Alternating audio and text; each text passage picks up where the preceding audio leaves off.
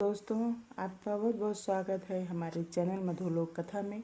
आइए सुनते हैं छठे भाग के अध्याय का महत्व। भगवान जी बोले, हे लक्ष्मी, अब छठे अध्याय का महत्व सुन। गोदावरी नदी के तट पर एक नगर था। वहाँ जनश्रुति राजा था। वह बड़ा धर्मज्ञ था। एक दिन उस नगर में कई हंस उड़ते उड़ते आ बैठे। उनमें से एक हंस बैठते ही उतावला हो उड़ गया। तब नगर के पंडितों ने कहा, हे हंस, तू ऐसा उतावला क्यों उड़ा है? क्या तू राजा जनश्रुति से पहले ही स्वर्ग जाना चाहता है?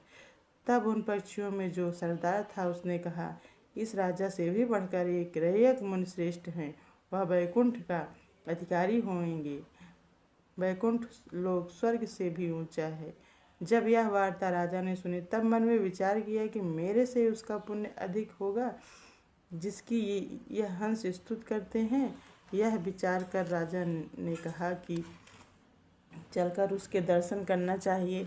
तब राजा ने सारथी के रथ मंगवा कर उस पर बैठ प्रथम श्री काशी जी में जाकर गंगा स्नान कर ब्राह्मणों को दान दिया और विश्वनाथ शिव जी के दर्शन किए। फिर लोगों से पूछा, यहाँ रैयक मुनि रहते हैं? लोगों ने कहा, नहीं। तब राजा दक्षिण दिशा को गया। वहाँ भी स्नान ध्यान कर दान किया और द्वारिका नाथ को परसा।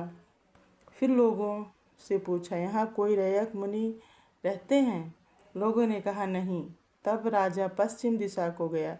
राजा जहाँ जहाँ तीर्थों पर जावे तहाँ तहाँ ही जा स्नान दान करे और रैयक मुनि को पूछे। फिर राजा ने उत्तर दिशा की ओर जाकर श्री बद्रीनारायण को परस कर रथ आगे बढ़ाया तो रथ चलने लगा। तब राजा ने कहा, मैंने सब पृथ्वी की परिक्रमा की, परंतु किसी स्थान पर मेरा रथ नहीं अटका।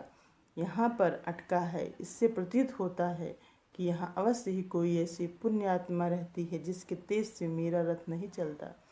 तब राजा दशरथ से उतरकर आगे चलने लगा तो देखा कि पर्वत की कंदरा में मुनि बैठा है जिसके तेज से सूर्य की किरणों के समान प्रकाश हो रहा है। तब राजा ने प्रकाश को देखते ही कहा, यही रैयक मुनि होंगे। तब राजा ने दंडवत कर चरण वंदना की तथा हाथ जोड़कर स्तुति की। तब मुनि ने राजा को आदर किया और कहा, हे पृथ्वीनाथ, तू चारों धाम का परसनहारा पुण्य आत्मा है। तब राजा ने मुनि से पूछा, मुनिनाथ, आपका तेज ऐसा किसके बल से है? मुनि ने कहा, हे राजन, मैं नित्य प्रति गीता जी के छठे अध्याय का पाठ करता हूँ। इस कंदरा में इसी का प्रकाश है। यह सुनकर राजा ने अपने पुत्र को बुलाकर कहा, हे पुत्र, आज से तू राज्य कर। अब मैं तीर्थों को जाता हूँ। इतना कहकर राजा ने राज्य त्याग दिया और रैयक मुनि ने श्री गीता जी के छठे अध्याय का पाठ करना आरंभ कर दिया। तब वह राजा भी पाठ करने लगा, जिसके प्रताप से राजा त्रिकालदर्शी हो गया। दोनों को वन में रहते रहते कई वर्ष व्यतीत गए। एक दिन प्राणायाम करके दोनों ने देह त्याग दी। तब स्वर्ग से विमान आए जिस पर बैठकर वैकुंठ को गए। जय श्री कृष्णा। राधे राधे।